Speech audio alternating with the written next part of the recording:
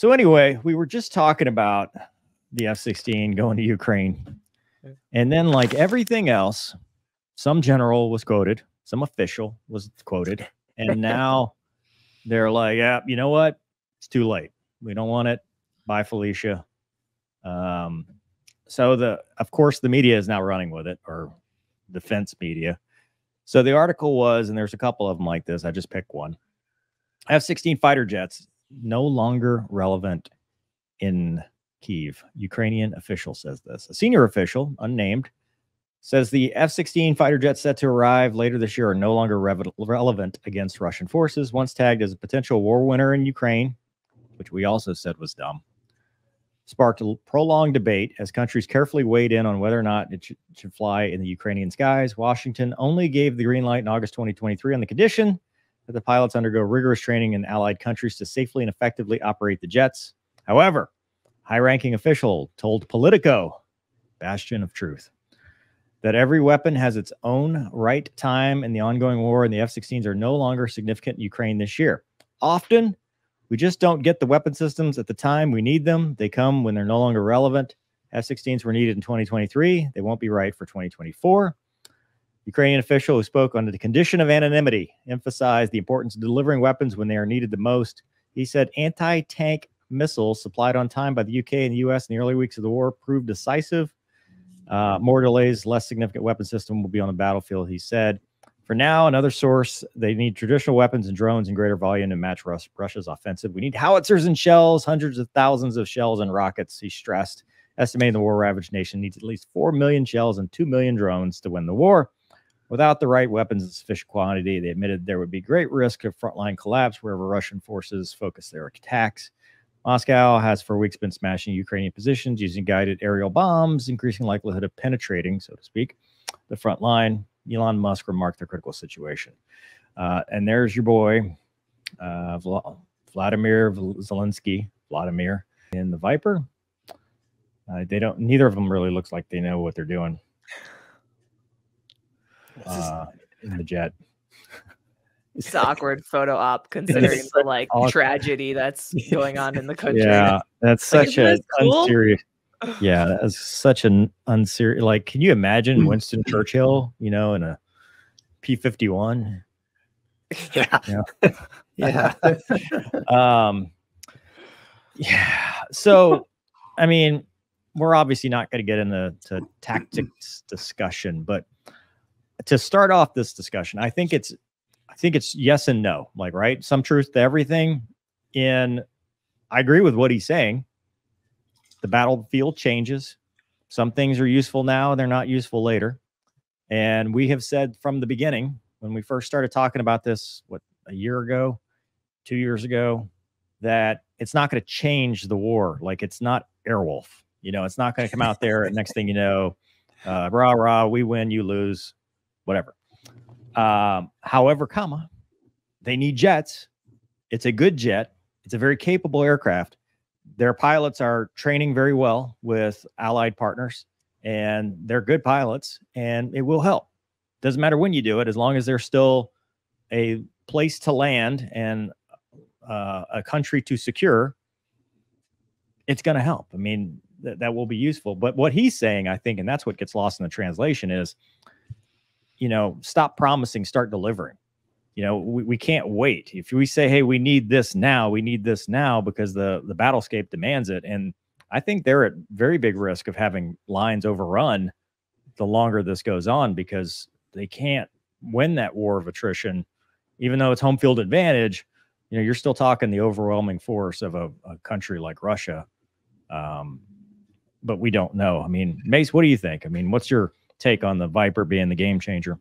Yeah, it's not like a yes or no. It's like a gray area, right? Like, it's going to help. Yeah. But like you said, it's not the easy button. And it does seem like it's just positioning as like a plea for help. Like, that's the reason he's saying that, is because like we need these other things as well. And so I'm using this example to make a point that you need to hurry up this supply chain and get us this stuff like ASAP. Yeah. Did he say 2 million drones? Yeah, I was curious how big are these? Yeah, I'm like, yeah. Well, it's the FPV drones. It's the, because what they're doing, not just the FPV, but I mean the suicide drones, the little drones that you see that go drop grenades in the tanks and stuff like that. That has changed our understanding of aerial warfare to some degree, because now a little 18-year-old with a backpack launches a drone, and next thing you know, he's taking out a T-72. I mean, that's pretty damn. It's different. It's different from what we're used to. So I agree with that. And Mace, that's a great point. They, this guy, I'm sure he's sitting there, if he even reads this article, and he's like, the damn media. Okay. I didn't. I mean, send him back. We still want him. Yeah, it's like, because it's so politicized. Everything is, everything is. Well, Ukrainian official says that it's too late. Send them back, and it's like, no. I'm just saying, hurry up. I mean, you started bleeding. You needed bandages. You needed a tourniquet. Okay, we lost the arm. But we still need to stop the bleeding. Yeah. I mean, it's totally. We still need medical attention. Don't just leave us out here. Just please hurry up. That's all we're saying. Maybe a little bit faster and funnier. That's all. I'm also curious who it is as far as their position, right? Like, they could quote anyone. Who it was. Yeah. Some random kid in the foxhole. Yeah, totally. Yeah. I don't know. I mean, I agree that I agree with both sides of this, because I do think that the F-16 is capable, but the battlescape has changed. The Patriots being out there, and the Russian, the S-400, the double-digit SAMs, that does change. And unless you're using these jets for seed, you're going to have issues. What we haven't heard, Gonky, have you heard, like, the news is always talking about, we talked about Su-34s last week and whether that's true, and the A-50 and stuff, but you're not really hearing a lot of Ukrainian fighters getting shot down anymore. No, you're right. I haven't. Today I thought I saw again where like they claimed to have destroyed a couple more Russian jets with drones, but I haven't seen any, like you said, I haven't seen any on the Ukrainian side. Yeah. So that either means they really don't have enough, or they're doing well with what they have. But either way. Yeah. I'm I'm the tin hat guy, right? I'm always like, is the media not telling me everything?